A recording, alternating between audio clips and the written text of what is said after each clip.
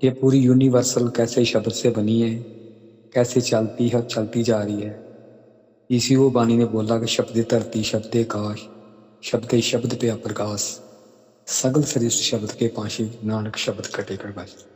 शब्द से बनी है, शब्द से चल रही है, शब्द से ही विनाश होता है। एक बात है, मैं एक्स्ट्रा कह दूंगा कि जब इस यूनिवर्सल से शब्द निकलता है तो यहाँ सुनामी आ जाती है। और हमारा 6 फुट का जो शरीर है ना, ये भी शब्द से बना है, शब्द से ही चल रहा है। जब इस शरीर से शब्द निकल जाता है तो हम उसको मृत्यु कहते हैं। बस इसको यही संत बोलते हैं कि इस शब्द को पहचानने के लिए क्या करना चाहिए। सबसे पहले किसी संत की शरण में जाओगे, वो आपको शब्द बोलते हैं, शब्द शब्द की रे कटाए, शब्द शब्द से मिलाए। वो जैसे नलके का पानी छोड़ जाए तो हम बाहर से पानी डालते हैं, फिर एक दो दो बार वो हैंडल चलाते हैं तो पानी चल पड़ता है। इसी तरह हमारे अंदर शब्द है। जो कोई भी संत महापुरुष हमें दीक्षा के रूप में जो नाम बख्शिश करते हैं, वो बाहर से पानी डालने वाली बात है। कोई एक जग डालता है, कोई 2 डालता है, कोई 3 डालता है, कोई 4 डालता है, कोई 5 डालता है। बस वो शब्द एक बार डालेंगे, नलके को चलाएंगे, तो जो अंदरला पानी चलेगा ना, उससे पीढ़ी दर पीढ़ी हमारी प्यास बुझेगी। इसलिए हमारे शरीर भी शब्द के ही सहारे है। तो इसी को संतों ने बोला, सो जन निर्बल जिन आप शाता। जिसने अपने आप की पहचान कर ली, उसने शब्द की पहचान कर ली। जिसने शब्द की पहचान कर ली, उसने परमात्मा की पहचान कर ली। क्योंकि हमारा मूल भी शब्द है, परमात्मा भी शब्द है, और हमारी आत्मा भी शब्द है। इसी को बानी बोलती है, एकाग्रह एके बरग्रह बसते पर बात न करती पाई। आत्मा और परमात्मा के बीच हमारा मन खड़ा है। इसको बोलते हैं, मन मरे तात मर जाए, बिन मुके कैसे हर पाए। सो शब्द की पहचान बिना पूर्ण संत के द्वारा नहीं हो सकती। हाँ ठीक है, आप संत की शरण नहीं गए तो आप मेडिटेशन करोगे, आप शब्द के करीब जा सकते हो। शब्द जो है वो प्रकाश रूप में है, आवाज रूप में है। इसी को बाणी ने बोला, अंतर ज्योत निरंतर बाणी। आप उस आवाज को सुन सकते हो और उस प्रकाश को देख सकते हो। पर जिसको बोलते हैं ना, जिसका ग्रह तिन दिया ताला कुंजी गुर सो पाई, अन्न का पाए नहीं पाए गुर शब्द आप लाई। जहां भी शब्द की बात आ गई कि परमात्मा का जो घर है ना, जहाँ वो शब्द है, जिसको बोलते हैं घर में घर दिखलाई दे सो सदगुरु पुरख सजान, 5 शब्द तुन कार तुन बाजे शब्द शांत। गुरु ग्रंथ साहब के एक अंक से लेके 1430 अंक तक शब्द की ही बात है, नाम की ही बात है। अकेली गुरु ग्रंथ साहब ने, दुनिया में जितने भी हमारे धार्मिक ग्रंथ हैं, बाइबल होगी, उन प्रभु यीशु मसीह ने यही बोला कि शब्द ही परमात्मा, शुरू में शब्द था, शब्द ही परमात्मा था, और शब्द से ही प्रकाश हुआ। यही मुसलमानों ने बोला। सो सारी बात शब्द की है। इसी को कबीर साहब ने एक माला में सारा परो दिया। कहते हैं, 52 अक्षर लोक तरे, सब कुछ इन माहे, ये अक्षर खिन जाएंगे अक्षर इनमें नाहे। इस धरती पे रिटन रूप में जो भी लिखा हुआ है ना, समेत गुरु ग्रंथ साहब के, वो सब 52 में है। जो लिखते हैं हम उसको संभाल करते हैं, वो खत्म होता है। लेकिन वो शब्द जो जिसको बाणी ने बोला था, बाणी बची 4 जुगी, जो जो जो शब्द 4 युगों को चलाता आ रहा है और चलता जा रहा है, वो किसी भाषा में नहीं आता, किसी ग्रंथ में नहीं आता, किसी जबान पे नहीं आता। जैसे कोई बच्चा पैदा होता है ना, तो बच्चे को जो हम नाम देते हैं ना, जो नाम दिया वो हमने दिया, लेकिन बच्चा वो नाम थोड़ा है, वो तो आत्मा है। इसलिए दोनों शब्दों का भेद है। जो हमने नाम दे दिया वो 52, पर जो बच्चा मूल है ना, वो शब्द। इसी तरह परमात्मा को जो हमने नाम दिया वो 52, पर मूल आत्मा शब्द है। इसका मीनिंग कबीर साहब ने ये निकाला है, उनकी जो बानी बोलती है कबीर साहब की, कि इस धरती पर ऊपर लिखती रूप में जो भी पड़ा हुआ है ना, जितने ग्रंथ, जितने जितने दुनिया में संत आए, जिस जिस जिस नाम से आके उन्होंने परमात्मा को याद किया, भक्ति की, वो उन्होंने लिखा 52 अक्षर। 52 अक्षर का मीनिंग होता है जो 52 जो वर्ड आ जाते हैं। उसमें बोला कि जितना भी धरती पे ये ज्ञान लिखा हुआ है ना, ये 52 अक्षरों में आ जाता है। जो लिखने में आता है, पढ़ने में आता है, समझने में आता है और समझाने में आता है। जैसे मैं बोल रहा हूं, आप समझ रहे हो। इतनी पाठी पंडित लोग कथा करते हैं, सुनते हैं, समझते हैं, समझाते हैं। ये सब कुछ आ जाता है 52 में।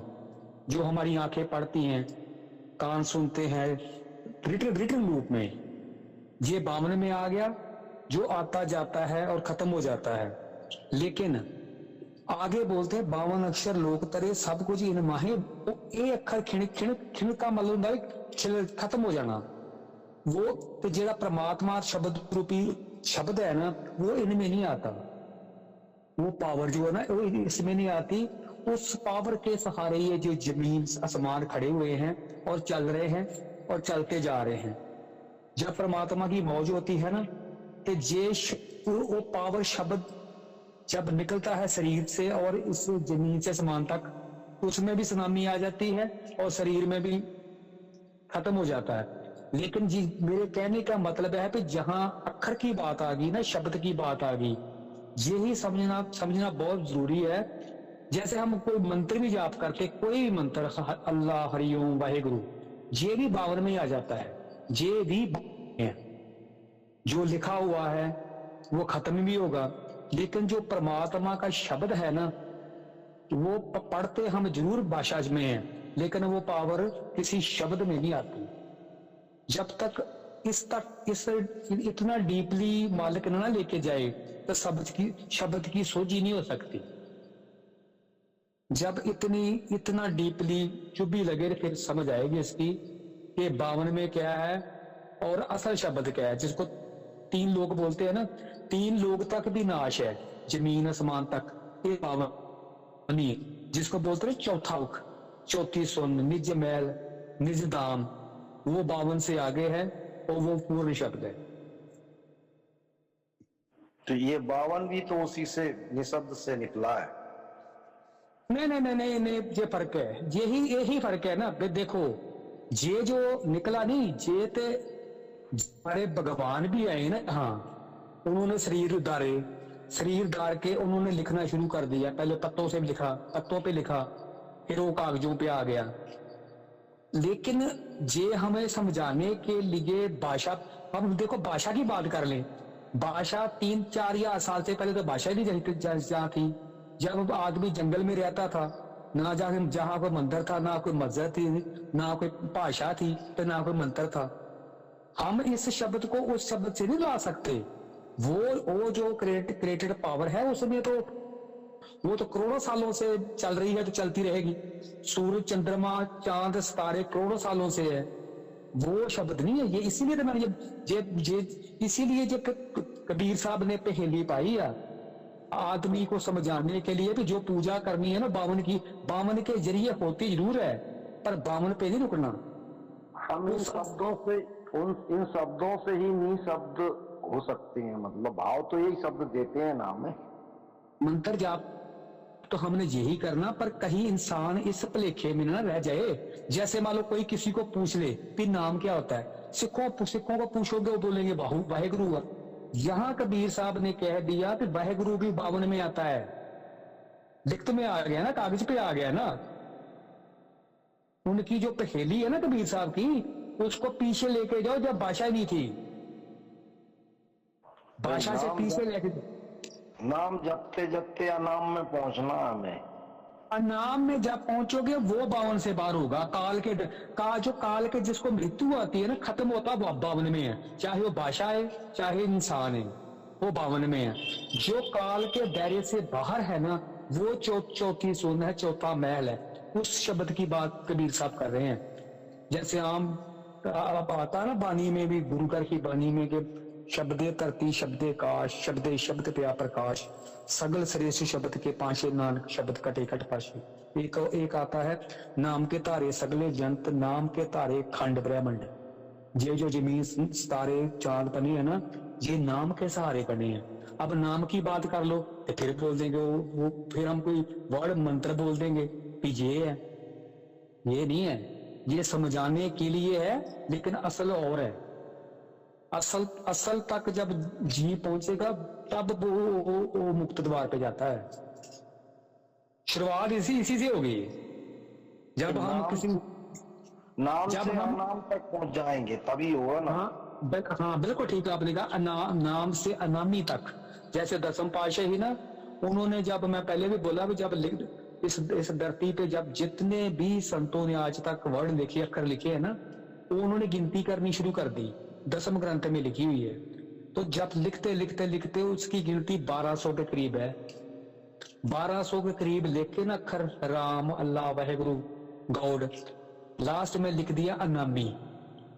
ये जो लिख दिए हैं ये 52 है, लेकिन वो अनामी है ना, वो किसी अक्षरों में नहीं आता।